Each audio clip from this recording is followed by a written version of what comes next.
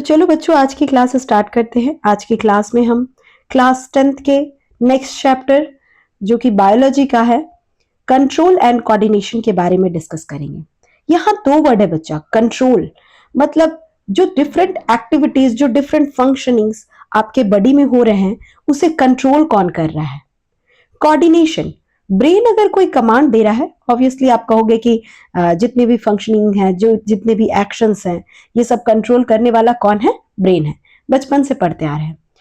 तो अब बात यह आती है कि ब्रेन जो कमांड दे रहा है, ब्रेन जो स्टिमुलाई मिलने पे जो रिस्पॉन्स क्रिएट कर रहा है, वो कोऑर्डिनेट कैसे हो रहा है, वो कैसे डिफरेंट ऑर्गन्स तक पहुंच रहा है और कैसे अकॉर्डिंगली वो डिफरेंट ऑर्गन्स फंक्शन कर रहे हैं, इसी के बारे में हम इस चैप्टर में पढ़ेंगे। इस चैप्टर में हम सबसे पहले control and coordination in animals देखेंगे कि एनिमल्स में कैसे होता है, और फिर हम प्लांट्स में भी पढ़ेंगे कि प्लांट्स का क्या कैसे फंक्शनिंग है। इसके साथ साथ हम प्लांट हार्मोन्स और एनिमल हार्मोन्स के भी बारे में डिस्कस करेंगे, जो कि इसी चैप्टर का एक पार्ट है। ठीक है, स्टार्ट करते हैं। अगर आपसे कोई पूछे कि मूवमेंट क्या है बच्चा, तो आप क्या कहोगे? मूवमेंट एक रिस्पॉन्स है। किसके अगेंस्ट में? जो भी चेंजेस आपके इन्वायरमेंट में हो रहे हैं उसके अगेंस्ट में जो रिस्पॉन्स क्रिएट होता है वही क्या है बच्चा? मूवमेंट है। ठीक है, जैसे फॉर एग्जाम्पल एक एग्जाम्पल लेते हैं। जैसे मान लो अभी आप पढ़ रहे हो, ठीक है, और suddenly if you will start smelling something, ठीक है, ऐसा लग रहा है कि something is burning in the kitchen, ठीक है, और वो स्मेल जो है वो तुम्हारे नोज तक आया, तो what you are going to do? You going to run away to kitchen, right? तुम तुरंत दौड़ के भाग के जाओगे किचन के पास। तो ये जो मूवमेंट हुआ ये क्यों हुआ? क्योंकि तुमने अपने इन्वायरमेंट में एक अलग सा स्मेल फील किया, राइट? और फिर उसके अगेंस्ट में तुमने मूवमेंट करके दिखाया। तो every movement is a response. Okay, next क्या है? जितने भी मल्टी सेलुलर ऑर्गेनिजम्स होते हैं बच्चे, उनके पास स्पेशलाइज्ड टिश्यूज प्रेजेंट होते हैं जो ये कंट्रोल एंड कोऑर्डिनेशन करने में हेल्प करते हैं, और उस टिश्यू का नाम है नर्वस टिश्यू। एनिमल में नर्वस सिस्टम होता है, आप सभी को पता है। नर्वस सिस्टम में 3 पार्ट्स है बच्चा, ब्रेन, स्पाइनल कॉर्ड और नर्व्स। इन तीनों को मिला के नर्वस सिस्टम बनता है। ये बात आप बहुत जूनियर क्लासेस से पढ़ते आ रहे हो, राइट ना? तो इस बात को बहुत अच्छे से समझेंगे कि नर्वस सिस्टम 3 पार्ट से बना है, ब्रेन, स्पाइनल कॉर्ड और नर्व से। ठीक है, अब हम इसे और डिटेल में पढ़ने जा रहे हैं। नर्वस सिस्टम पूरे एनिमल्स का कंट्रोल एंड कोऑर्डिनेशन के लिए रिस्पॉन्सिबल है। ठीक है, अब ये क्या करता है? ये प्रोवाइड करता है। कहां से प्रोवाइड करेगा? ब्रेन से कमांड ले आएगा और कहां तक पहुंचाएगा? मस्कुलर टिश्यूज तक पहुंचाएगा। अब बात ये आती है बच्चा कि आप कैसे समझते हो कि अब आपको एक रिस्पॉन्स क्रिएट करना है। ठीक है, अब जैसे आपने वो जो स्मेल किया वो क्या था? वो स्टिमुलाई था। आप अच्छे से डिटेल में समझिए कि स्टिमुलाई और रिस्पॉन्स, ये 2 वर्ड आपके लिए बहुत इंपॉर्टेंट है। स्टिमुलाई क्या है बच्चा? जो आपको आके कुछ ट्रिगर कर रहा है। जैसे आप कुछ ऐसा अलग सा देख ले रहे हो, कुछ अलग सा स्मेल कर ले रहे हो, कुछ अलग सा टच कर रहे हो। ठीक है, जितने भी सेंस ऑर्गन्स हैं ये क्या करते हैं? रिसीव करते हैं ये डिफरेंट टाइप्स ऑफ स्टिमुलाई को, और फिर वो जाता है ब्रेन के पास वो मैसेज, और फिर वो ब्रेन कहता है कि इसके अगेंस्ट में तुम इस तरह से रिस्पॉन्स जनरेट करो। ये पूरी स्टोरी इसी पे खत्म हो जाएगी बच्चा, बस आपको अच्छे से चीजों को समझना है। तो सबसे पहली बात हम उसी एग्जाम्पल को लेकर चलते हैं। ठीक है, कि आपको एक स्मेल आया, वो किससे आया? नोज, और नोज क्या है? सेंस ऑर्गन है, राइट? और वो क्या है बच्चा? वो एक रिसेप्टर है। जितने भी सेंस ऑर्गन्स है, सेंस ऑर्गन क्या क्या है? Eyes, nose, skin, tongue and ears, right?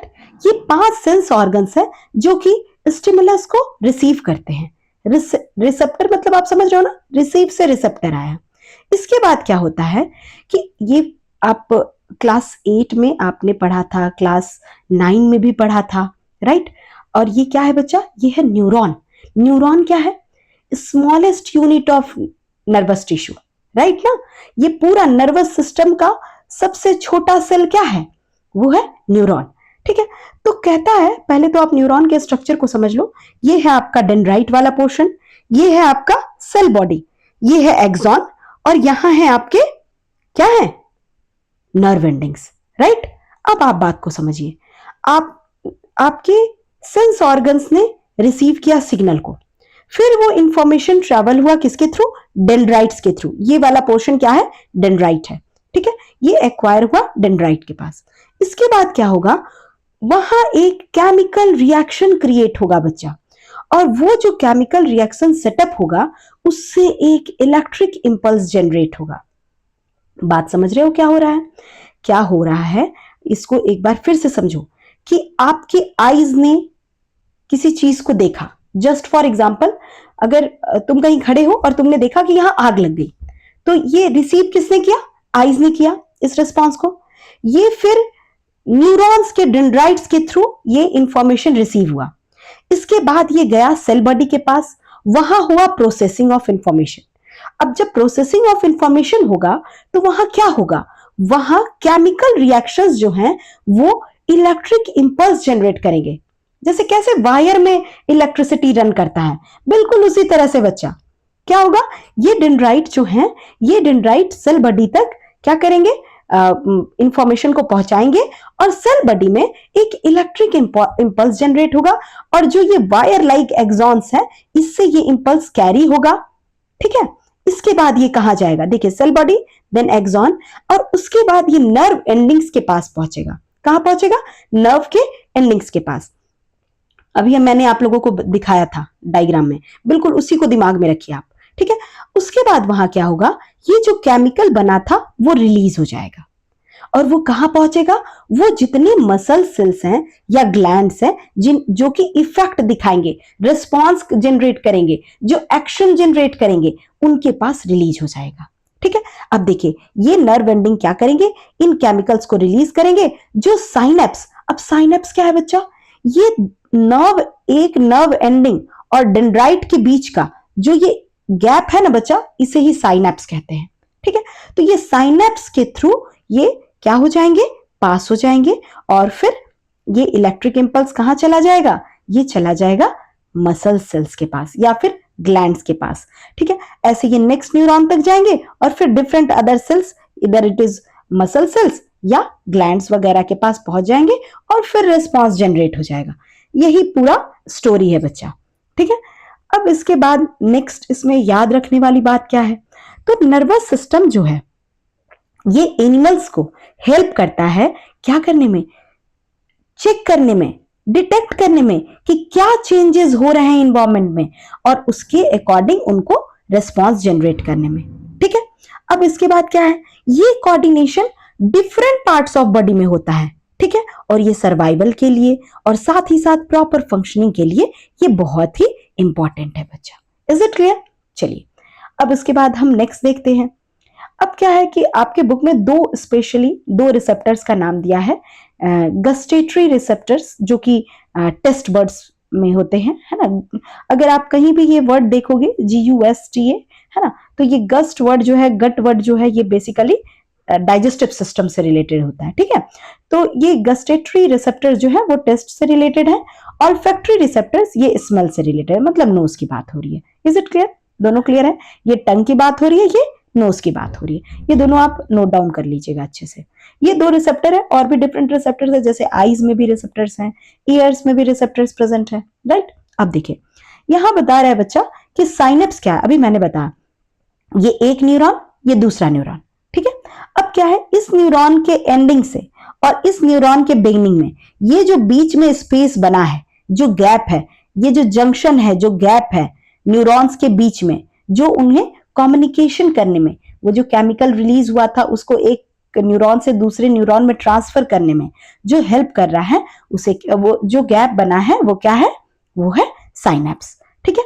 इसके बाद नेक्स्ट है हमारा कि नर्व सेल या न्यूरॉन्स है क्या, तो हमने जूनियर क्लासेस में ही पढ़ रखा है कि ये क्या है बच्चे, ये स्पेशलाइज सेल हैं, ठीक है, जो क्या बनाते हैं, नर्वस टिश्यू बनाते हैं, ठीक है।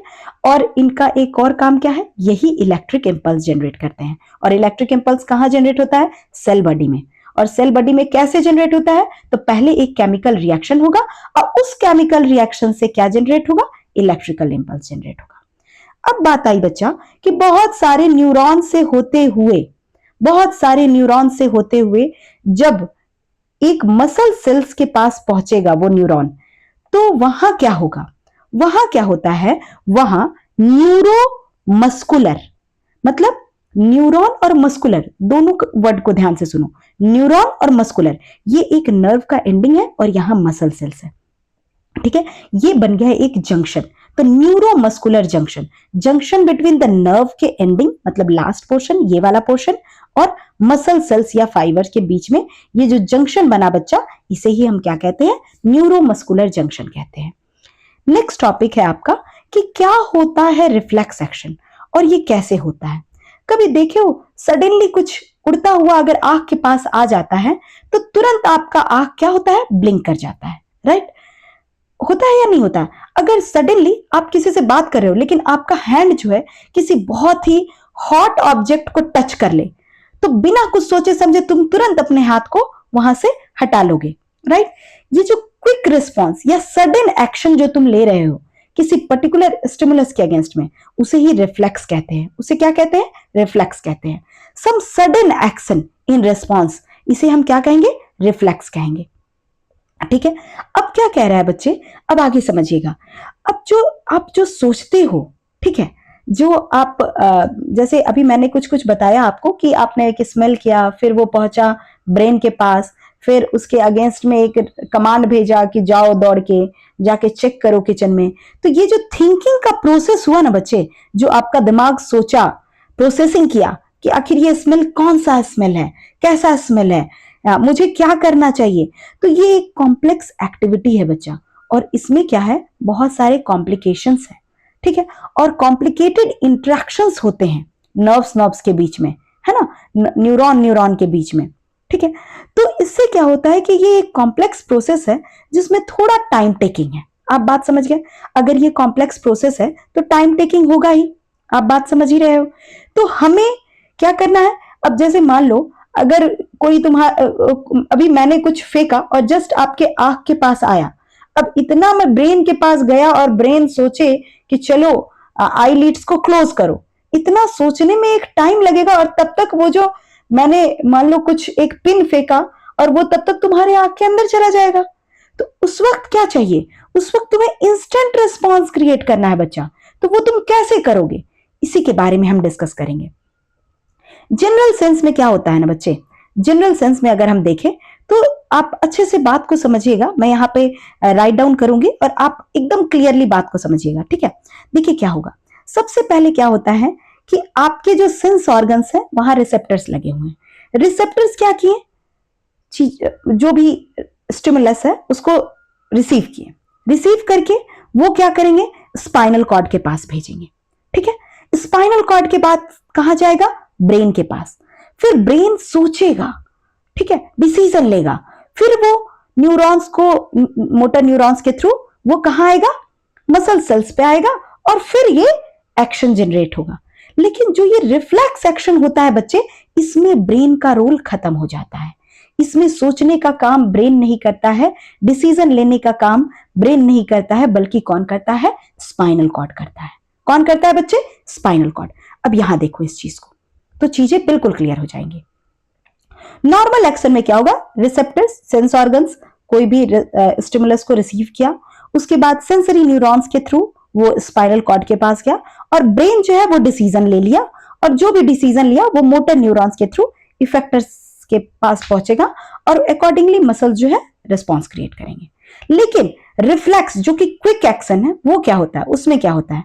उसमें क्या होता है कि रिसेप्टर्स रिसीव करते हैं, सेंसरी न्यूरॉन्स के थ्रू वो चला जाता है स्पाइनल कॉर्ड के पास, और स्पाइनल कॉर्ड ही डिसीजन ले लेता है बच्चे, ठीक है। ब्रेन तक पहुंचता ही नहीं है, थिंकिंग का कोई मैटर ही नहीं है, यही डिसीजन लिया और मोटर न्यूरॉन्स के थ्रू ये इफेक्टर सेल्स के पास पहुंचा और अकॉर्डिंगली तुमने रिस्पॉन्स क्रिएट कर दिया। That is reflex action. बात समझ में आ गई? चलिए, अब क्या है बच्चा, ये क्या है? जो आप सोच समझ के रिस्पॉन्स क्रिएट कर रहे हो, राइट ना, क्योंकि ब्रेन का काम क्या है? थिंकिंग का काम है, राइट।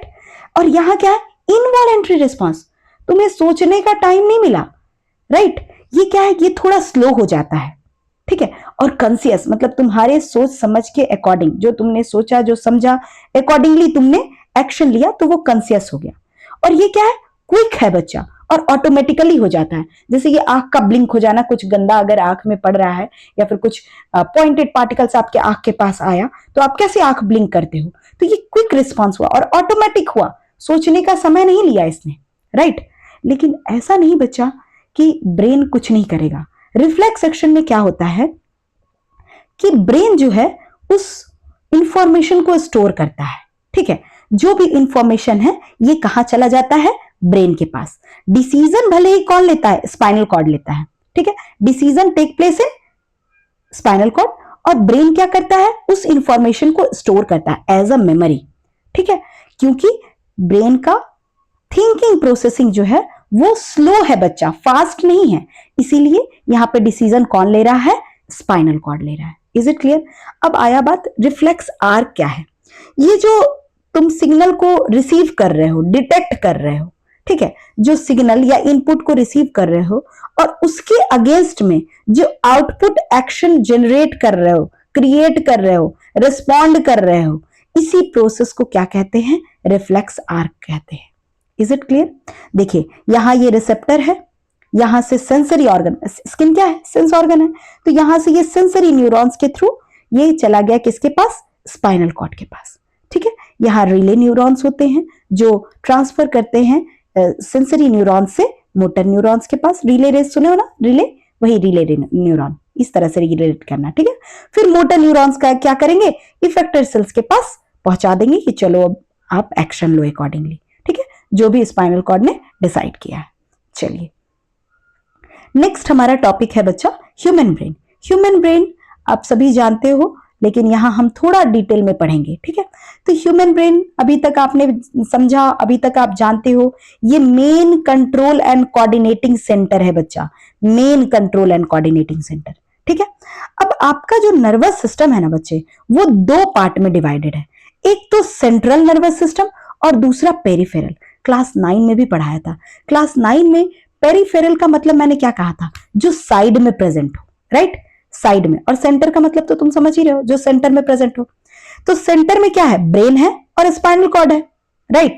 और पेरिफेरी पे क्या होता है, नर्व्स प्रेजेंट होता है। याद करो मैंने बिगनिंग में कहा कि नर्वस सिस्टम जो है वो 3 चीजों से मिलकर बना है, ब्रेन, स्पाइनल कॉर्ड और नर्व्स, ठीक है। तो जिसमें जो ब्रेन है और स्पाइनल कॉर्ड है ये आपका सेंट्रल नर्वस सिस्टम है, और ये जो नर्व्स है ये पूरे शरीर में फैले हुए हैं, राइट ना। पेरिफेरी साइड साइड में प्रेजेंट है। तो अब इसमें दो पार्ट है बच्चा नर्व्स में, एक जो स्पाइनल कॉर्ड से निकलेगा वो हो जाएगा स्पाइनल नर्व्स, और जो ब्रेन से निकलेगा वो हो जाएगा क्रेनियल नर्व्स, ठीक है। जो ब्रेन से निकला वो हो गया क्रेनियल, जो स्पाइनल कॉर्ड से निकला वो हो गया spinal nerves. Is it clear. चलिए आगे।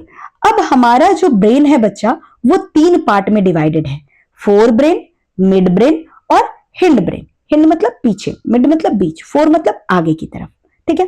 अब आपको बेसिकली इनके फंक्शंस को अच्छे से समझना है, ठीक है। आप एक एक करके नोट डाउन करते जाइए और अच्छे से चीजों को समझते जाइए। फोर ब्रेन जो है बच्चा वो बेसिकली आप अगर अपने बुक के डायग्राम में देखोगे तो आपको पता चलेगा, तो वहां आपको पता चलेगा कि आपके फोर ब्रेन में आपको जो बेसिक 2 पार्ट पढ़ने हैं, दैट इज एक आपको पढ़ना होगा बच्चे सेरेब्रम के बारे में, जो मैक्सिमम लार्जेस्ट जो पोर्शन है, ठीक है, कर्ल ट्विस्टेड टाइप का, इस टाइप का स्ट्रक्चर होगा, ठीक है। वो क्या है बच्चा, वो है सेरेब्रम, ठीक है। और ये जो एक आउटर यहाँ पे कवरिंग टाइप का होगा बच्चा, जिसे हम स्कल कहते हैं, राइट, और उसे क्रेनियम वर्ड दिया हुआ है। आप अपने एनसीईआरटी के बुक में इसको मेंशन किया है, आप बहुत अच्छे से इन दोनों वर्ड्स को देख लीजिए। Diagrams are very important, very very important, ठीक है। तो जो स्कल है उसे क्रेनियम कहेंगे, और यहाँ जो कर्ल टाइप का, ट्विस्टेड टाइप का जो प्रेजेंट है पोर्शन, उसे हम क्या कहते हैं, सेरेब्रम कहते हैं। चलिए अब देखते हैं बच्चा कि फोर ब्रेन का काम क्या क्या है। तो सबसे पहला ये मेन थिंकिंग पार्ट है, सारा सोचने का काम कौन कर रहा है, फोर ब्रेन कर रहा है, ठीक है। तो सोचने का काम कर रहा है, इसका मतलब कि ये सारा सिग्नल भी यही रिसीव कर रहा है, क्योंकि हमने क्या पढ़ा कि सिग्नल्स रिसीव होगा तब ना दिमाग सोचेगा, राइट। तो ये सारा सेंसरी इंपल्स भी रिसीव करेगा।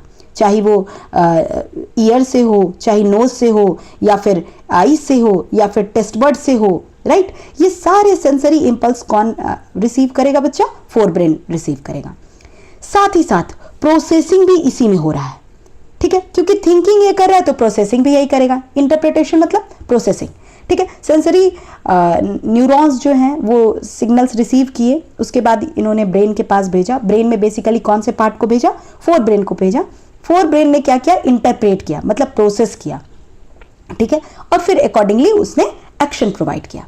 इसके बाद क्या हुआ बच्चे कि स्टोर, मतलब वो जो इंफॉर्मेशन ब्रेन में आया वो मेमोरी है ना। आप क्या वर्ड यूज कर सकते हो? मेमोरी।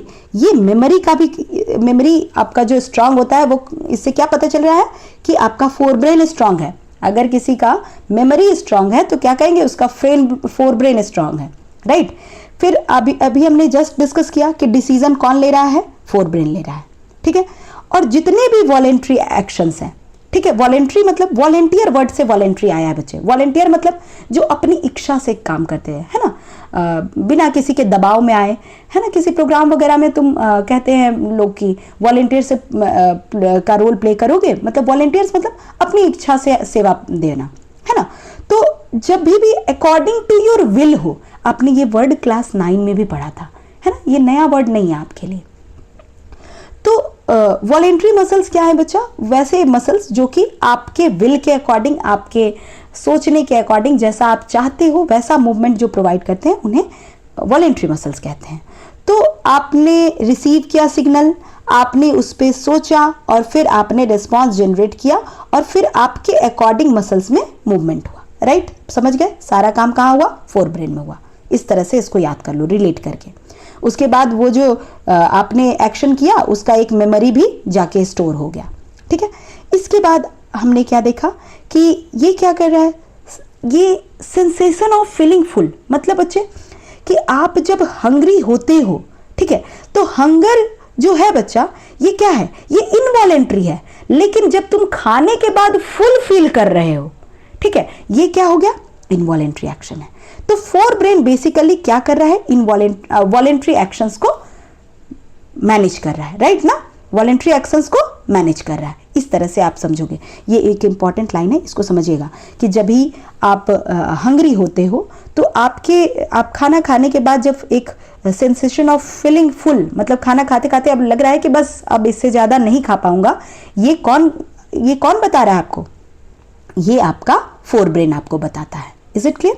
ये इतना हो गया आपके फोर ब्रेन के बारे में। फोर ब्रेन में बेसिकली हमने क्या देखा कि एक है सेरेब्रम और दूसरा है क्रेनियम, ठीक है। इसके बाद मिड ब्रेन में बस एक वर्ड आपको समझना है। यहां देखे तुमने कि क्या देखा कि जितने भी वॉलेंट्री एक्शंस हैं वो किससे हो रहे हैं? फोर ब्रेन से। मिड ब्रेन और हिंड ब्रेन सारे इनवॉलेंट्री एक्शंस को परफॉर्म करेगा, सारे इनवॉलेंट्री एक्शंस। तो मिड ब्रेन में सिर्फ अभी आपको यही समझना है कि सारे इनवॉलेंट्री एक्शंस में हेल्प करता है, कोऑर्डिनेशन का काम कर रहा है, ठीक है। मिड ब्रेन में सिर्फ इतना ही आपको पढ़ना है। नेक्स्ट क्या है बच्चा? नेक्स्ट है हिंड ब्रेन। हिंड ब्रेन क्या कर रहा है? अभी मैंने बताया कि मिड ब्रेन और हिंड ब्रेन दोनों इनवॉलेंट्री एक्शंस को परफॉर्म करेंगे। साथ ही साथ ये कुछ और काम भी करता है, जैसे कि मेडुला, बेसिकली एक एक करके इसमें भी।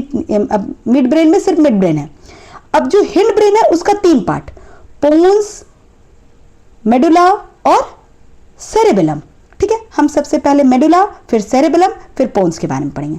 पोन्स बेसिकली उसके बारे में आपको बहुत ज़्यादा नहीं पढ़ना है, आपको सिर्फ इतना समझना है, यहाँ लिखा हुआ नहीं है, आप लिख लीजिएगा कि पोन्स का क्या है कि सिर्फ ये क्या कर रहा है? ये कोऑर्डिनेशन का काम कर रहा है, यही इनवॉलेंट्री एक्शंस में, ठीक है।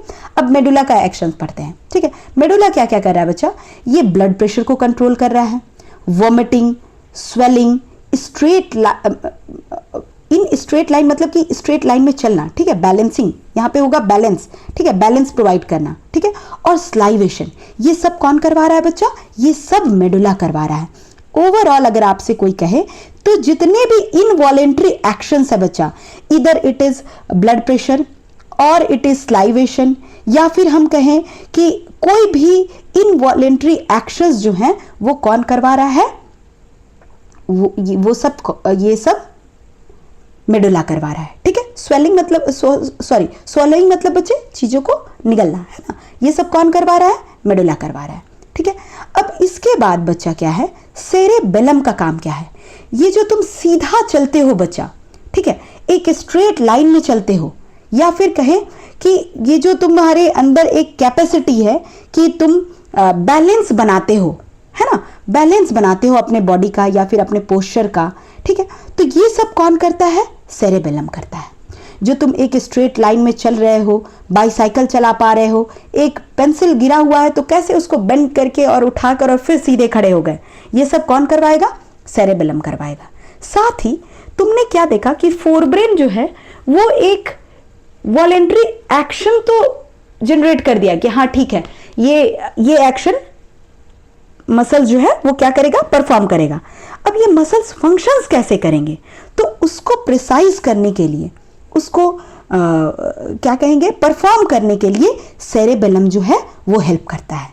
मतलब अच्छे से फिर से समझो, हुआ क्या कि सेरेबेलम, ये देखिए यहाँ पे सेरेब्रम बना हुआ है। सेरेब्रम ने क्या किया, इसने अभी हमने आगे पढ़ा कि इसने क्या किया, रिसेप्टर से सिग्नल्स को रिसीव किया और फिर उसे भेज दिया ब्रेन के पास। कौन से ब्रेन? फोर ब्रेन के पास। ये थिंक किया, थिंक करके इसने डिसीजन भी ले लिया। अब डिसीजन जो लिया वो एक्शन परफॉर्म कैसे होगा? इसके कोऑर्डिनेशन से। किसके? सेरेबेलम के कोऑर्डिनेशन से। ये प्रिसाइज करेगा उन वॉलेंट्री एक्शंस को परफॉर्म करने में। Is it clear? तो आपने क्या पढ़ा बच्चे कि मेडुला का बेसिक फंक्शन क्या है कि जितने भी इनवॉलेंट्री एक्शंस है वो सारा कंट्रोल कौन कर रहा है? मेडुला कर रहा है। सेरेबेलम का बेसिक फंक्शन क्या है? बैलेंस मेंटेन कर रहा है, ठीक है, सीधी लाइन में चलना, सीधे बैलेंस बना के रहना, पोस्चर सही रखना, ठीक है। ये सारा काम कौन कर रहा है बच्चे? ये सारा काम कर रहा है आपका सेरेबेलम। Is it clear? चलिए नेक्स्ट है आपका कि हाउ आर दीज, ये दीज है बच्चा, THESE, ठीक है, these, how are these tissues protected. अब इन टिश्यूज को प्रोटेक्ट कैसे करते हैं? तो तुम अपने दिमाग में एक तो सेट रखो, एक तो तुम बचपन से जानते हो कि ब्रेन को प्रोटेक्ट करने वाला कौन है? स्कल है ना, एक बॉनी बॉक्स है, राइट, और उसी के अंदर हमारा जो ब्रेन है वो सेफ है।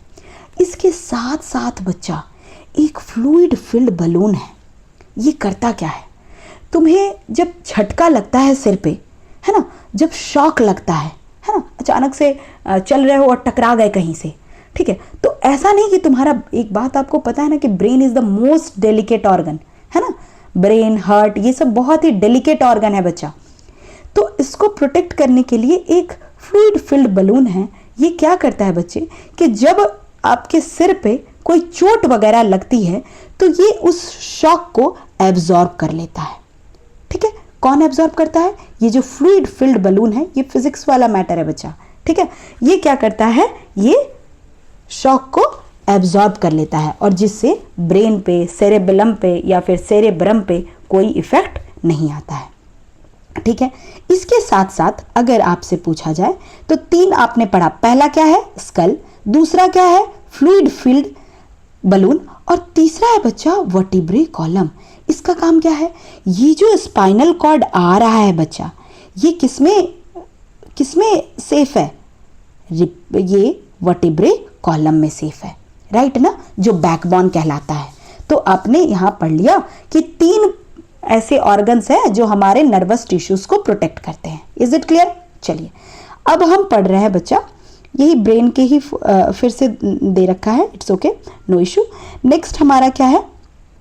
इसको अगर देखेंगे तो आप देख लीजिए वही सेम ही चीज़ है।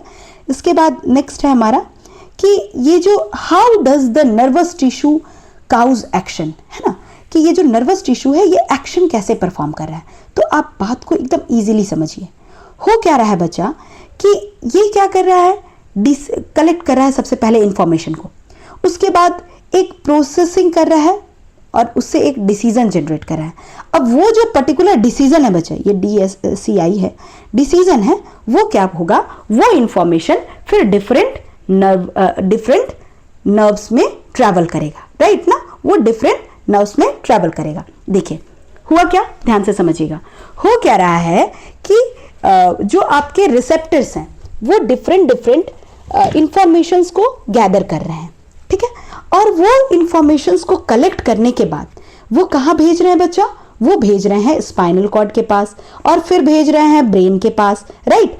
और फिर वहां से क्या होता है, प्रोसेसिंग ऑफ इंफॉर्मेशन होता है। अभी मैंने बताया ना, वहां क्या होता है, प्रोसेसिंग ऑफ इंफॉर्मेशन। यहां क्या लिखोगे, प्रोसेसिंग ऑफ इंफॉर्मेशन, राइट।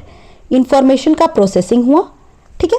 और फिर उसके बाद क्या होगा, वो जो इंफॉर्मेशन का प्रोसेसिंग हुआ उससे एक डिसीजन लिया जाएगा, उससे एक डिसीजन लिया जाएगा, और फिर वो डिसीजन जो है वो इंफॉर्मेशन कन्वे किया जाएगा किसको, वो कन्वे किया जाएगा मसल्स को, कन्वे टू मसल सेल्स। बात समझ गए क्या हुआ, एक बार फिर से समझो। हुआ क्या कि सारे सेंसरी न्यूरॉन्स ने सारे इंफॉर्मेशन को कलेक्ट किया, फिर एक उस इंफॉर्मेशन का क्या हुआ, प्रोसेसिंग हुआ, फिर उस प्रोसेसिंग से एक डिसीजन लिया गया, और फिर उस डिसीजन को कन्वे कर दिया गया मसल्स को। बस इतनी सी बात है। अब आगे की बात समझिएगा। फिर क्या होता है बच्चा कि मसल सेल्स मूव कैसे करते हैं, शेप चेंज कैसे करते हैं। जैसे मान लो तुम्हारे सेंसरी न्यूरॉन्स ने कलेक्ट किया इंफॉर्मेशन, डिसीजन भी ले लिया, अब मसल सेल्स तक पहुंच भी गया। अब मसल सेल्स मूव कैसे कर रहे हैं, अपना शेप चेंज कैसे कर रहे हैं, ये हम यहाँ पे पढ़ेंगे।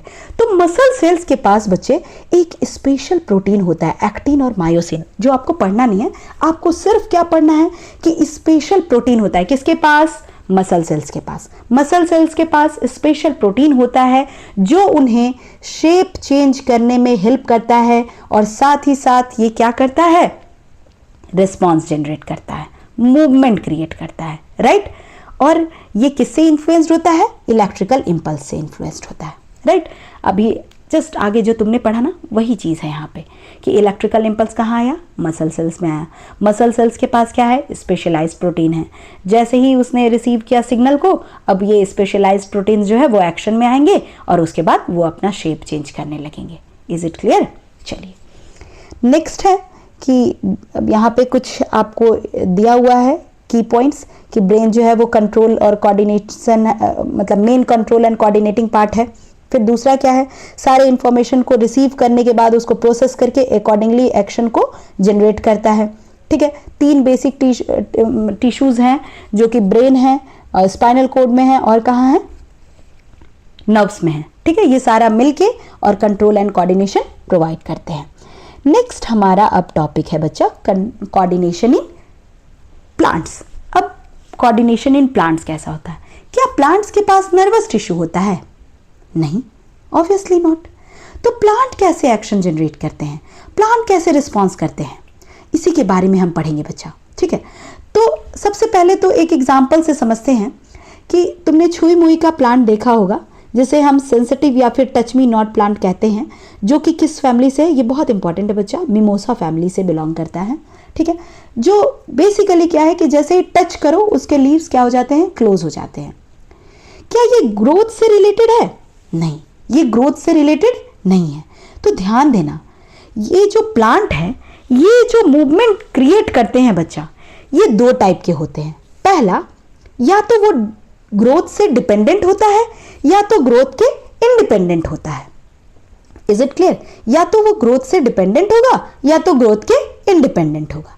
अब अच्छे से बात को समझो, अगर ये जो प्लांट के लीव्स का क्लोज होना, प्लांट के लीव्स का क्लोज होना, ये ग्रोथ से डिपेंडेंट नहीं था, है ना, तो ये इंडिपेंडेंट ऑफ ग्रोथ हो गया, ये इसका एग्जाम्पल हो गया। अगर तुमसे कोई बोले कि सीडलिंग का बड़ा होना, यहां पे ये सीडलिंग का बड़ा होना, ये तो ग्रोथ डिपेंडेंट है, ये भी मूवमेंट है। ये जो लीव्स का क्लोज होना, ये भी मूवमेंट है, प्लांट का बड़ा होना, ये भी मूवमेंट है, राइट। तो ये मूवमेंट जो है ये ग्रोथ से डिपेंडेंट है। ये 2 एग्जाम्पल्स हो गए इस केस के। Is it clear. चलिए अब आगे बात को समझिए। सबसे पहले हम देखेंगे कि ऐसे रिस्पॉन्स जो कि ग्रोथ से डिपेंडेंट नहीं है, मतलब इंडिपेंडेंट ऑफ ग्रोथ, ऐसे रिस्पॉन्स जो कि स्टिमुलस मिलने पे रिस्पॉन्स जनरेट होता है, उसके बारे में पहले देखते हैं।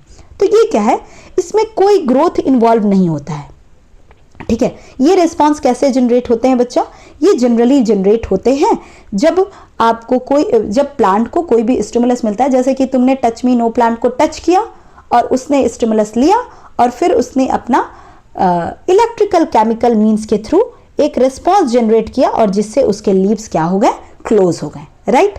ठीक है, फॉर सेंसिटिव प्लांट्स बेसिकली। अब बात यह आती है कि ये चेंजेस होते कैसे हैं, ये मूवमेंट कैसे होता है। जैसे एनिमल सेल में तो तुमने पढ़ा कि एनिमल टिश्यूज में बेसिकली क्या होता है कि उनके पास स्पेशलाइज्ड प्रोटीन होता है जिससे वो अपने मसल्स के शेप को चेंज करके मूवमेंट करते हैं। अब आती है बात कि प्लांट अपने शेप को चेंज करके मूवमेंट कैसे करता है। तो ऑस्मोसिस चैप्टर याद है, हायर कंसंट्रेशन से लोअर कंसंट्रेशन, जिसमें एक बार सेल जो है स्वेल कर रहा था, एक बार श्रिंक कर रहा था, याद आया कुछ। तो इसी प्रोसेस के through changing in amount of water, osmosis वाले प्रोसेस के थ्रू जब स्वेलिंग और श्रिंकेज होता है बच्चे, तो प्लांट क्या करते हैं, अपने शेप को चेंज करते हैं। Is it clear? I hope it is clear. Now the next is कि अब हम पढ़ेंगे ऐसे मूवमेंट जो ग्रोथ से रिलेटेड है। इससे पहले जो तुमने पढ़ा वो ग्रोथ से रिलेटेड नहीं थे, इंडिपेंडेंट ऑफ ग्रोथ थे। अब जो पढ़ोगे ये ग्रोथ से डिपेंडेंट है। ठीक है, चलिए अब इसमें देखिए बच्चा, इसमें क्या है कि जैसे कि पी प्लांट, ठीक है, पी प्लांट एक क्लाइंबर है, सभी को पता है। ये क्या होता है बच्चे, ये फेंस करता है, या फिर कुछ और भी प्लांट्स ले लो, ये फेंस करता है, अपने टेंड्रिल्स को एक डायरेक्शनल ग्रोथ प्रोवाइड करता है, राइट ना, इसके अकॉर्डिंग इस तरह से रोल करके। ठीक है, तो अब हो क्या रहा है कि ये एक ग्रोथ हो रहा है ना बच्चे, एक पर्टिकुलर डायरेक्शन में, जहां उसको सपोर्ट मिला उसी डायरेक्शन में पकड़ के वो ग्रोथ करने लगा। तो ये ग्रोथ डिपेंडेंट हुआ कि नहीं हुआ। ठीक है, इसके बाद क्या हुआ कि प्लांट जो है ये ग्रो करता है जब इन्वायरमेंट से इसको ट्रिगर्स मिलता है, इधर वो लाइट हो, इधर वो ग्रेविटी हो, वाटर हो, ठीक है, या फिर डिफरेंट टाइप्स ऑफ रिस्पॉन्स है बच्चा, केमिकल हो। आप पढ़ोगे ये सब धीरे धीरे, ठीक है, आगे कंटिन्यू करेंगे हम इस पे। ठीक है, तो ये जो प्लांट्स है बच्चा, ये बेसिकली जो रिस्पॉन्स जनरेट करते हैं, जो ग्रोथ जनरेट होता है, ये किसके अगेंस्ट में होता है, जो इन्वायरमेंट में उसको मिलता है। जैसे कि सबसे पहले एक करके हम डिस्कस करते हैं। ये जो रिस्पॉन्स, ये जो मूवमेंट है, ये किसके अगेंस्ट में होता है, स्टिमुलस के अगेंस्ट में होता है। जैसे एक रिस्पॉन्स यहाँ देखो, सनफ्लावर का एग्जाम्पल याद करो, जिधर जिधर सन होगा उधर उधर फ्लावर का फेस मूव करता है, राइट। ऐसे ही कभी तुमने अगर अपने आसपास में देखा होगा तो तुम देखोगे कि होता क्या है ना बच्चे, कि जिधर लाइट मिलती है प्लांट उधर ही ग्रो करता है। ठीक है, तो ये जो मूवमेंट है, ये जो ट्रॉपिज्म है, ट्रॉपिज्म वर्ड का मतलब क्या हुआ, मूवमेंट, फोटोट्रॉपिज्म। ठीक है, ये क्या हो रहा है, जिधर लाइट मिल रही है टुवर्ड्स द लाइट या फिर अवे फ्रॉम द लाइट, ये दो रिस्पॉन्स होता है बच्चा। ठीक है, टुवर्ड्स और अवे। जब टुवर्ड्स हो तो पॉजिटिव, जब अवे हो तो नेगेटिव। इस तरह से बात को समझो, दो वर्ड है, एक है टुवर्ड्स मतलब उसी के पास जा रहा है तो वो हो गया पॉजिटिव, और अवे मीन्स अपोजिट, तो ये नेगेटिव हो गया। तो यहां बेसिकली हम पढ़ रहे हैं बच्चा डायरेक्शनल ग्रोथ। ठीक है, तो इसमें सबसे पहला क्या है, फोटोट्रॉपिज्म। अब ये फोटोट्रॉपिज्म, फोटो मीन्स लाइट, जब लाइट के अगेंस्ट में जनरेट हो रिस्पॉन्स तो उसे हम फोटोट्रॉपिज्म करेंगे। ठीक है, दूसरा है जियोट्रॉपिज्म, जब अर्थ के अगेंस्ट में, ग्रेविटी के अगेंस्ट में, या फिर टुवर्ड्स ग्रोथ हो या फिर अवे हो, या तो अपवर्ड ग्रोथ हो या तो डाउनवर्ड ग्रोथ हो। जैसे अपवर्ड किसका होगा, शूट का, डाउनवर्ड किसका होता है, रूट का। तो शूट का जो है वो क्या है, नेगेटिव है, और रूट का क्या हुआ, पॉजिटिव हुआ, क्योंकि टुवर्ड्स ग्रेविटी है, राइट ना। अब बात को समझ रहे हो हम क्या समझाना चाह रहे हैं। तो पॉजिटिव और नेगेटिव ट्रॉपिज्म का भी कंसेप्ट अपने दिमाग में रखोगे। ठीक है, आपके बुक में दिया है डायग्राम में। इसके साथ क्या है बच्चा, थर्ड है आपका, पहला आपने फोटोट्रॉपिज्म पढ़ा, दूसरा आपने जियोट्रॉपिज्म पढ़ा, तीसरा तुम हाइड्रोट्रॉपिज्म पढ़ोगे। अब इस हाइड्रोट्रॉपिज्म में क्या है बच्चा, कि ग्रोथ होता है उधर जहां आपको वाटर मिलता है, जहां प्लांट के रूट्स को वाटर या मॉइस्चर मिलेगा, उसके रूट्स जो है उधर ही बेंड करके ग्रोथ करने लगेंगे, दैट इज हाइड्रोट्रॉपिज्म। एक फोर्थ टाइप है बच्चा जो है कीमोट्रॉपिज्म। इसमें क्या होता है, तुमने जूनियर क्लासेस में पढ़ा था कि जब एंथर से पॉलन आता है स्टिग्मा पे, तो स्टिग्मा से स्टाइल तक में एक पॉलन ट्यूब बनता है, जो कि कहां तक पहुंचता है, ओव्यूल तक पहुंचता है। उसको पता पता कैसे चलता है कि उसको ओव्यूल तक पहुंचना है और ओव्यूल में जिस एग है वही जाके फर्टिलाइज करना है? तो होता क्या है बच्चे कि जो पॉलन ट्यूब है वो ओव्यूल्स के थ्रू एक केमोट्रोपिज्म रिस्पॉन्स के जो जनरेट हुआ है उसी पे रिस्पॉन्स करता है। मतलब ये जो केमोट्रोपिज्म है ये क्या है? Is the growth of pollen tube towards ovule. Ovule जो है ये क्या कर रहा है? ये एक केमिकल रिलीज कर रहा है जिसके रिस्पॉन्स में पॉलन ट्यूब जो है वो ओव्यूल के पास आ रहा है। Is it clear? आपको समझ में आई बात मैंने क्या कहा? केमो मीन्स केमिकल, ओव्यूल एक केमिकल रिस्पॉन्स, एक केमिकल स्टिमुलस जनरेट किया जिसके रिस्पॉन्स में पॉलन ट्यूब बना और ओव्यूल के पास आया, यहाँ एग के साथ मिलके पॉलन ग्रेन और एग फर्टिलाइज हुआ और फ्रूट बन गया। Is it clear? चलिए, ये जितने भी आपने ग्रोथ रिलेटेड मूवमेंट्स पढ़े बच्चे, ये जितने भी केमोट्रोपिज्म हुआ, जियोट्रोपिज्म हुआ, हाइड्रोट्रोपिज्म हुआ, फोटोट्रोपिज्म हुआ, ये सब कंपैरेटिवली क्या होते हैं बच्चा? स्लो होते हैं। आप अपना दिमाग लगा के बताओ, ठीक है, कि तुम एक सेंसिटिव प्लांट को टच किए तो कितना सेकेंड लगता है उसको फोल्ड होने में? Maximum 3 to 4 seconds, right? लेकिन एक प्लांट को लाइट के अगेंस्ट में मूवमेंट जनरेट करने के लिए या ग्रेविटी के अगेंस्ट में जनरेट करने के लिए बहुत टाइम लगेगा कि नहीं लगेगा? तो बस इसी तरह से समझो कि ये जो ग्रोथ रिलेटेड मूवमेंट है ये कंपैरेटिवली क्या होता है? स्लोअर होता है। और जो ग्रोथ इंडिपेंडेंट मूवमेंट होता है वो क्या होता है? क्विक होता है, राइट? इसके बाद आप पढ़ोगे बच्चे कि एनिमल में तुमने पढ़ा कि क्या होता है? इलेक्ट्रिक इंपल्सेस जनरेट होते हैं, राइट ना? जो कि एक बहुत ही एक्सीलेंट मेथड है बच्चा, है ना? बहुत ही एक्यूरेट मेथड है। तुरंत सेंसरी न्यूरॉन्स ने रिसीव किया, ब्रेन ने प्रोसेसिंग किया, मोटर न्यूरॉन्स ने रिस्पॉन्स जनरेट कर दिया, मसल्स ने एक्शन ले लिया। बहुत ही एक्सीलेंट मीन्स है ना? लेकिन इसके कुछ लिमिटेशंस होते हैं बच्चा। लिमिटेशंस मतलब अगर इलेक्ट्रिक इम्पल्स जनरेट होता है तो क्या क्या दिक्कतें हो सकती हैं? जहां नर्वस टिश्यू होगा वही न्यूरॉन्स होगा, और जहां नर्वस टिश्यू होगा वहां न्यूरॉन्स होगा, और जहां न्यूरॉन्स होगा वहीं इलेक्ट्रिक इम्पल्स जनरेट होंगे। सीधी सी बात। अब जहां नर्वस टिश्यू नहीं होगा वहां क्या होगा बच्चे? बात समझ रहे हो हम क्या कह रहे हैं? मेरे कहने का मतलब है कि नर्वस टिश्यू जहां प्रेजेंट होंगे वहां न्यूरॉन्स होंगे। न्यूरॉन्स का काम क्या है? इलेक्ट्रिक इंपल्स जनरेट करना, जिससे इंफॉर्मेशन ट्रैवल करता है। अब जहां ये नर्वस टिश्यू नहीं होंगे वहां इंफॉर्मेशन कैसे ट्रैवल करेगा?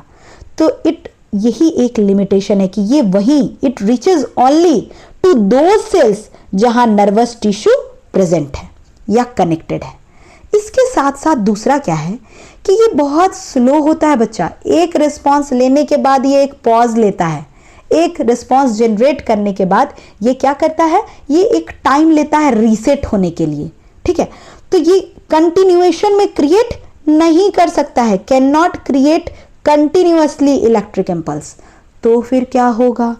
तो जो मल्टी सेलुलर ऑर्गेनिजम्स हैं वो क्या करते हैं? एक केमिकल कम्युनिकेशन का मेथड यूज करते हैं, ठीक है? अब ये केमिकल कम्युनिकेशन का मेथड क्या है सेल इंटरेक्शन के लिए, उसके बारे में देखते हैं। तो होता क्या है, जो भी ट्रिगर्ड सेल है, ठीक है, जो भी ट्रिगर्ड सेल मतलब जिसको स्टिमुलस मिला वो स्टिमुलेटेड सेल हुआ, वो क्या करेंगे? वो एक केमिकल कंपाउंड रिलीज करेंगे और वो केमिकल कंपाउंड्स नेबरिंग सेल्स के पास, जो आसपास के सेल्स हैं, वहां जाके डिफ्यूज हो जाएगा। वहां डिफ्यूज होने के साथ क्या होगा कि इन सेल्स के सरफेस पे कुछ स्पेशल मॉलिक्यूल्स होंगे जो डिटेक्ट करेंगे उस इंफॉर्मेशन को। जैसे ही डिटेक्ट करेंगे उस इंफॉर्मेशन को, जो केमिकल रिसीव किए हैं, जो केमिकल कंपाउंड रिसीव किए हैं, उसे जैसे ही रिसीव करेंगे बच्चा, वो क्या करेंगे? उसे रिकॉग्नाइज करेंगे और फिर उस इंफॉर्मेशन को ट्रांसमिट करेंगे दूसरे सेल्स तक, ठीक है? अब इस तरह से क्या होगा? रिस्पॉन्स जनरेट हो जाएगा। अब इसमें एक फायदा क्या है? ये हर एक सेल तक पहुंचेगा, है ना? और ये कौन सा प्रोसेस है बच्चा? ये केमिकल कंपाउंड रिलीज करने का प्रोसेस है। और ये कौन करेगा? स्टिमुलेटेड सेल, जो कि जो नेबरिंग में, आसपास में जो भी अदर सेल्स प्रेजेंट होंगे वहां के सरफेस पे स्पेशल मॉलिक्यूल्स होंगे जो उन केमिकल कंपाउंड्स को रिसीव करके अकॉर्डिंगली ट्रांसफर करेंगे आगे डिफरेंट सेल्स को और फिर एक्शन जनरेट हो जाएगा। ये थोड़ा स्लो प्रोसेस है बच्चा, स्टडी है पर परसिस्टेंट है। परसिस्टेंट मतलब टिकाऊ है ना। आप बात समझे ना कि ये क्या है, धीरे धीरे काम करेगा लेकिन सही काम करेगा। परसिस्टेंट मतलब हर एक सेल में ये रिस्पॉन्स जनरेट हो सकता है। तुम मुझे ये बताओ कि क्या ये लिमिटेड है सिर्फ एनिमल्स के लिए? नहीं, ये दोनों के लिए है। ये प्लांट और एनिमल्स दोनों में हो सकता है क्योंकि इसमें किसी नर्वस टिश्यू का काम नहीं था। ठीक है, तो ये जो केमिकल कंपाउंड्स है बच्चा, ये हार्मोन्स भी हो सकते हैं, हॉर्मोन्स भी हो सकते हैं, राइट। अब आगे की बात को समझो। होता क्या है, तुमने क्लास 9th में ग्लैंड्स वगैरह के बारे में पढ़ा था, एज आई कैन रिकॉल। तो ग्लैंड्स का काम क्या था? हार्मोन सिक्रेट करना, याद है? क्लास 8 में भी पढ़े थे, है ना। क्लास 9 में तो ग्लैंड्स पढ़े थे, क्लास 8 में बेसिकली ग्लैंड्स के नाम पढ़े थे, राइट ना। अभी हम उन सभी ग्लैंड्स के नाम फिर से रिकॉल करेंगे। तो होगा क्या बच्चे कि ये जो स्टिमुलेटेड सेल्स हैं, ठीक है, जिसे ऑर्डर आया है, वो एक केमिकल कंपाउंड या फिर हार्मोन सिक्रेट करते हैं जो दूसरे सेल्स में पहुंचते हैं और वो अकॉर्डिंगली एक्शन प्रोवाइड करते हैं। अब इसी हार्मोन्स से रिलेटेड हम सबसे पहले प्लांट हार्मोन्स के बारे में पढ़ेंगे। प्लांट हार्मोन्स बेसिकली दो टाइप के प्लांट हार्मोन्स, एक तो जो ग्रोथ करवाएगा, ये सारे जितने हैं ये ग्रोथ करवाएंगे, और एक होता है बच्चा जो ग्रोथ को इनहिबिट करेगा, मतलब रोकेगा कि बस बहुत हुआ, इससे ज्यादा ग्रोथ नहीं करना है। ठीक है, तो सबसे पहले एक एक करके हम समझते हैं कि प्लांट्स के पास कोई भी स्पेशलाइज्ड ऑर्गन्स या फिर टिश्यू नहीं है। ये कोऑर्डिनेट करते हैं अपने ग्रोथ, डेवलपमेंट और रिस्पॉन्स को किसके थ्रू? हार्मोन्स वगैरह के थ्रू। ठीक है, synthesise away and diffuses to the area of action. ये हार्मोन्स सिंथेसाइज होता है और जहां एक्शन लेना है उस जगह पे जाके डिफ्यूज होता है। अभी जो जस्ट ऊपर वाला जो मैकेनिज्म तुम्हें फ्लो चार्ट अभी जो समझाया, बस वही प्रोसेस है बच्चा, कि वहां डिफ्यूज होंगे जहां एक्शन परफॉर्म करना है। बेसिकली 4 आपको पढ़ना है, होते हैं, एक इथाइलिन भी है और भी बहुत सारे प्लांट हार्मोन्स है। आपको 4 पढ़ना है, ऑक्सिन, जिब्रेलिन, साइटोकाइनिन और एब्सिसिक एसिड। ठीक है, तो सबसे पहले ऑक्सिन है। ऑक्सिन क्या है बच्चे? आप इस डायग्राम को समझो, उसके बाद तुम समझ जाओगे। ऑक्सिन क्या है? ये ग्रोथ हार्मोन है, मतलब ये ग्रोथ करवाता है। ठीक है, सबसे पहले तो ये समझ लो, ये सेल्स के ग्रोथ को मतलब क्या करेगा? प्रमोट करेगा। अब देखिए, ये लाइट है, इधर ये प्लांट जो है ये बेंड हो रहा है। इसका मतलब क्या हुआ कि इस साइड जो है बच्चा, इधर सेल का ग्रोथ फास्ट हो रहा है और इधर सेल का ग्रोथ क्या हो रहा है? स्लो हो रहा है। Is it clear? मैं क्या बताना चाह रही हूं, क्या आपको समझ आया कि इधर जो है सेल का ग्रोथ ज्यादा है और इधर सेल का ग्रोथ कम है, इसी वजह से ये प्लांट जो है ये बेंड कर रहा है। ये फोटोट्रॉपिज्म के से रिलेटेड है बच्चा, कि प्लांट जो है वो लाइट के अगेंस्ट में रिस्पॉन्स कर रहा है। अब अच्छे से समझो, होता क्या है, लाइट साइड वाले में ऑक्सीजन जो है वो कम रिलीज होता है। ये लाइट वाला साइड है ना, यहाँ लाइट वाला साइड है, यहाँ ऑक्सीजन कम रिलीज हो रहा है। और जो शेडी वाला पोर्शन है, इधर लाइट नहीं आ रही है, तो इधर जो है ऑक्सीजन जो है वो ज्यादा रिलीज होगा, मोर ऑक्सीजन रिलीज। बात समझ में आ गई क्या कहना चाह रहे हैं? बस पूरा का पूरा फेनोमेना इसी पे है, इसी तरह से बेंडिंग होता है। ऑक्सीजन के बारे में अगर एक लाइन में आएगा तो तुम क्या लिखोगे कि सेल ग्रो लॉन्गर। ठीक है, हेल्प्ड बाय ऑक्सीजन। ऑक्सीजन जो है वो हेल्प करता है सेल के ग्रोथ में। Is it clear? चलिए देखिए, cells to grow longer on the sides of shoot and away from the light. ठीक है, चलिए अब नेक्स्ट क्या है, और इसी वजह से प्लांट जो है वो लाइट के टुवर्ड्स बेंड करेगा। ये फोटोट्रॉपिज्म के बारे में था। जिब्रेलिन के बारे में आपको भी बस एक लाइन पढ़ना है, and that is it helps in the growth of stem. Stem के ग्रोथ में कौन हेल्प कर रहा है? जिब्रेलिन हेल्प कर रहा है। साइटोकाइनिन, साइटो वर्ड मतलब आप बताओ, cyto means cell, cyto means cell, तो इस तरह से इसको रिलेट करना। साइटोकाइनिन का काम क्या है बच्चे? सेल डिवीजन को प्रमोट करना। ठीक है, अब सेल डिवीजन प्रमोट कर रहा है तो इसके साथ साथ ये प्रेजेंट होता है, ये कहा जा रहा है कि सबसे ज़्यादा जो फास्ट ग्रो करने वाले, तो प्लांट का कौन सा पार्ट, बड वगैरह वाला जो पार्ट है, फ्रूट्स वगैरह, सीड्स वगैरह वाले जो पार्ट है, वहाँ ये ग्रेटर कंसंट्रेशन में पाया जाता है, क्योंकि वहाँ सेल जो है वो रैपिडली डिवाइड कर रहा है, इसकी वजह से वहाँ वो ग्रेटर कंसंट्रेशन में पाया जाता है। Is it clear? नेक्स्ट मैंने क्या बताया कि जो ग्रोथ को रोक दे, तो ये इनहिबिटिंग वाला हार्मोन है। वो आगे जो 3 पढ़ा वो ग्रोथ क्या था, ग्रोथ के सपोर्टिव वाला है ना, ग्रोथ रेगुलेटिंग हार्मोन था, और ये क्या है, ग्रोथ इनहिबिटिंग हार्मोन है। अब इसमें क्या है बच्चा, इसमें बेसिकली ये ग्रोथ को रोकता है। विल्टिंग ऑफ लीव्स, ये देख रहे हो कि पत्ते किस तरह से मुरझा रहे हैं, ये इसके अंदर में होता है, एब्सिसिक एसिड की वजह से होता है, ठीक है। और ये एक सिग्नल प्रोवाइड करता है कि बस अब इसके बाद ग्रोथ अब रोक देना है, इससे आगे ग्रोथ नहीं होगा। Is it clear? चलिए, अब इसके बाद हमारा नेक्स्ट टॉपिक है बच्चा हार्मोन्स इन एनिमल्स। एक एक करके हम डिफरेंट हार्मोन्स को पढ़ेंगे, ठीक है। तो जब हम हार्मोन्स को पढ़ेंगे बच्चा, तो सबसे पहला आपके बुक में जो दिया है, याद करो तुमने क्लास 8 में भी पढ़ा था एड्रेनलिन के बारे में, जो कि एड्रिनल ग्लैंड रिलीज करता है, राइट। जो कि कौन रिलीज करता है बच्चे, एड्रिनल ग्लैंड रिलीज करता है, ठीक है। अब आप अगर बात को समझोगे तो मैं आपको यहाँ से दिखाऊंगी तो चीज़ें क्लियर अच्छे से हो जाएंगी। Okay, there is no diagram I guess, okay, no issue, no issue, understand. आप बात समझिएगा, होता क्या है, ये एड्रेनलिन प्रेजेंट कहाँ होता है बच्चे, ये किडनी के जस्ट ऊपर, ठीक है। आप अपने अगर एनसीईआरटी में देखोगे तो यू विल फाइंड कि एड्रिनल ग्लैंड दिया होगा, 2 किडनी है आपके, मतलब सभी के, हर एक ह्यूमन के पास 2 किडनी है। किडनी के ऊपर इस तरह से एड्रिनल ग्लैंड होगा जो कि सिक्रेट करता है क्या, एड्रेनलिन, ठीक है। अब ये एड्रेनलिन क्या कर रहा है बच्चे, इसे कहते हैं फाइट या फ्लाइट हार्मोन। फाइट और फ्लाइट का मतलब जानते हो, फाइट मतलब लड़ो, फ्लाइट मतलब उड़ो। जब भी तुम किसी डेंजर सिचुएशन में पड़ते हो, स्केरी डरे हुए सिचुएशन में, अचानक से हार्ट जो है वो बुम बुम करने लगा, ठीक है, पसीना आने लगा, यू स्टार्ट स्वेटिंग, साथ ही साथ क्या हो रहा है कि तुम एकदम हेवी ब्रीदिंग होने लगा। ये सब कैसे हो रहा है, तुम्हारे बिना सोचे ये सब कैसे हो रहा है बच्चे, तो तुम्हारे शरीर में ये जो एड्रिनल ग्लैंड है वो एड्रेनलिन रिलीज करना शुरू कर दे रहा है। और ये जो एड्रेनलिन है, इससे क्या होता है, ये ट्रिगर करता है, ठीक है। जैसे ही ट्रिगर करता है डिफरेंट स्कैरी सिचुएशन, तो ये रिस्पॉन्स जनरेट करने लगता है, इधर तुम लड़ो या फिर भागो, फाइट और फ्लाइट वाला, इसे हार्मोन्स कहते हैं। चलो अब देखते हैं, ये डायरेक्टली ब्लड में सिक्रेट किया जाता है, ठीक है। और फिर मतलब ये जो एड्रेनलिन ग्लैंड है, ये जो एड्रेनल ग्लैंड है, ये एड्रेनल ग्लैंड एड्रेनलिन सिक्रीट करता है, और कहाँ सिक्रीट करता है, ब्लड में सिक्रीट करता है। Is it clear? तो ये जो ब्लड में सिक्रीट करेगा उसे हम एंडोक्राइन सिस्टम कहते हैं बच्चा, ठीक है।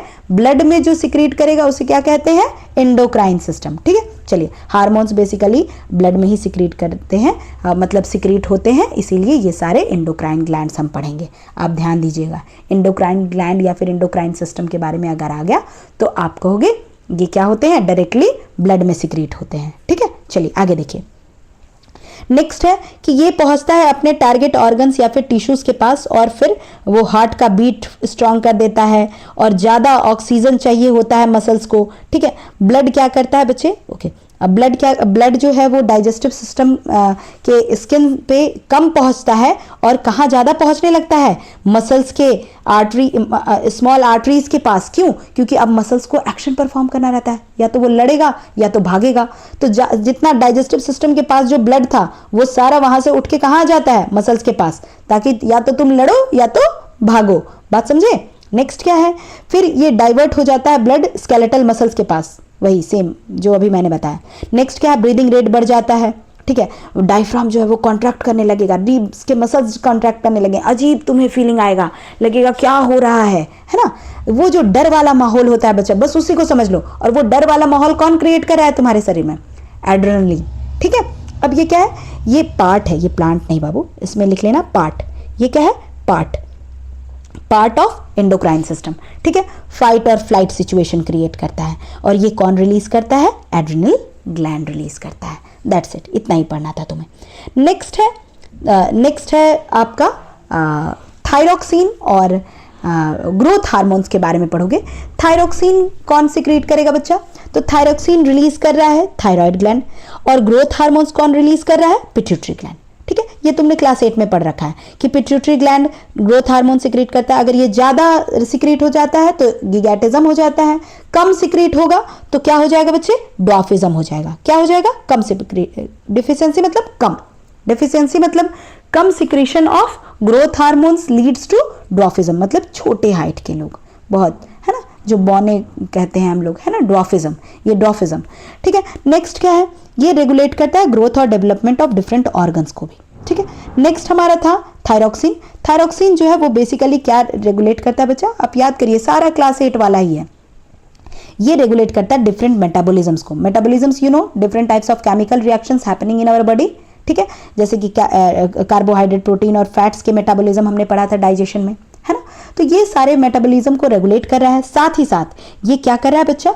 ये बैलेंस प्रोवाइड कर रहा है ग्रोथ को, है ना, प्रॉपर तरीके से बैलेंस कर मतलब ग्रोथ हो, ठीक है। इसके साथ साथ याद करो, थायरॉक्सिन जो है बच्चा, ये किस पर्टिकुलर न्यूट्रिएंट से अफेक्टेड है? आयोडीन। किससे अफेक्टेड है? आयोडीन। अगर आयोडीन की मात्रा कम हो जाए खाने में तो क्या होगा? तो ये थायराइड ग्लैंड जो है ये अच्छे से रिस्पॉन्स नहीं करेगा, फिर यहाँ हो जाएगा स्वेलिंग। ये थायराइड ग्लैंड कहाँ है? नेक के पास। अब ये रिस्पॉन्स नहीं करेगा, यहाँ हो जाएगा स्वेलिंग, और स्वेलन नेक वाला जो डिजीज था उसे हम क्या कहते थे? ग्वाइटर। जब डेफिशिएंसी ऑफ आयोडीन होगा तो नेक जो है वो स्वेल करेगा, और इस पर्टिकुलर डिजीज को हम कहते हैं ग्वाइटर, राइट। इस पर्टिकुलर डिजीज को हम क्या कहते हैं बच्चे? Goitre, right.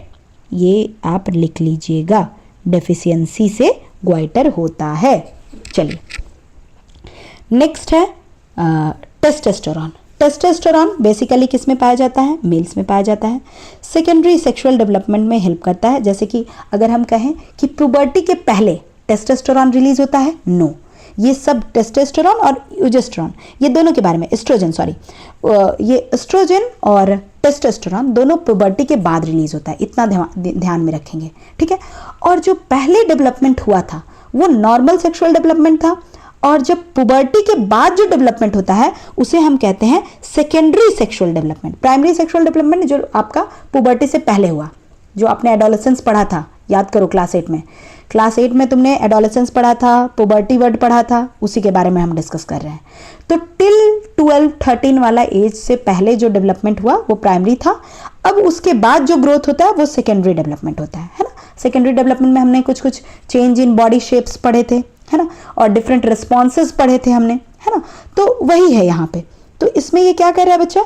ये टेस्टस सिक्रीट करता है। क्या सिक्रीट करता है? Testosterone hormone. फीमेल्स में ओवरीज जो है वो एस्ट्रोजन सिक्रीट करते हैं, और ये secondary sexual development in females में हेल्प कर रही है और वो मेल्स में हेल्प कर रहा है। That's it. नेक्स्ट है हमारा इंसुलिन। इंसुलिन कहाँ से सिक्रीट होता है बच्चे? याद करो, ये सारा तुमने क्लास 8 में पढ़ रखा है, पेनक्रियास से। कहाँ से? पेनक्रियास। अब ये पेनक्रियास क्या करता है? इंसुलिन, बहुत सारे बच्चे इसके बारे में एकदम ये वेल नोन है, आई गेस इसमें बहुत ज़्यादा डिस्कस करने का कोई मैटर नहीं है। इंसुलिन ब्लड शुगर से रिलेटेड है ना। कहते हैं शुगर हो गया, डायबिटीज़ हो गया, है ना। जब इंसुलिन की डेफिशिएंसी हो जाती है तो अच्छे से ब्लड में जो शुगर अवेलेबल है वो डाइजेस्ट नहीं हो पाता है, अच्छे से उसका फंक्शनिंग नहीं होता है, तो जिसकी वजह से ब्लड में शुगर का लेवल बढ़ जाता है, और शुगर का लेवल बढ़ जाने की वजह से डायबिटीज़ हो जाता है, राइट। तो ये ब्लड के शुगर के लेवल को रेगुलेट करने में हेल्प करता है कौन? इंसुलिन। और कौन सिक्रीट कर रहा है? पेनक्रियास सिक्रीट कर रहा है। नेक्स्ट है बच्चा कुछ रिलीजिंग हार्मोन्स। जैसे तुम अपने बुक में देखोगे कि हाइपोथैलेमस के बारे में दिया है। हाइपोथैलेमस कोई ग्लैंड वगैरह नहीं है, लेकिन ये क्या करता है? ये सिक्रीट करता है क्या? कुछ रिलीजिंग हार्मोन्स को, जो कि स्टिमुलेट करेगा पिट्यूटरी ग्लैंड को कि अब वो डिफरेंट हार्मोन्स जनरेट करें। मतलब तुम समझ रहे हो कनेक्शन? हाइपोथैलेमस एक हार्मोन जनरेट किया, मतलब एक तरीके से समझ लो कि एक कमांड जनरेट किया उस हार्मोन्स के थ्रू। वो किसके पास गया? पिट्यूटरी ग्लैंड के पास। फिर पिट्यूटरी ग्लैंड क्या किया?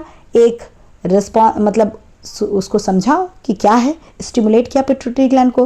अब क्या करेगा कि वो करेगा, रिलीज करेगा डिफरेंट हार्मोन्स को, ताकि डिफरेंट फंक्शनिंग्स परफॉर्म हो सके। पिट्यूटरी ग्लैंड का भी फंक्शन बताया था, बताओ तो पिट्यूटरी ग्लैंड का फंक्शन क्या है? आप कमेंट में लिखकर बताओ, देखो कि मेमोरी कैसा चल रहा है तुम्हारा। अब इसके बाद एक लास्ट टॉपिक है बच्चा, last but not the least. ये चैप्टर बहुत इंपॉर्टेंट है, डायग्राम्स आर वेरी इंपॉर्टेंट, सारे फंक्शनिंग्स इंपॉर्टेंट है।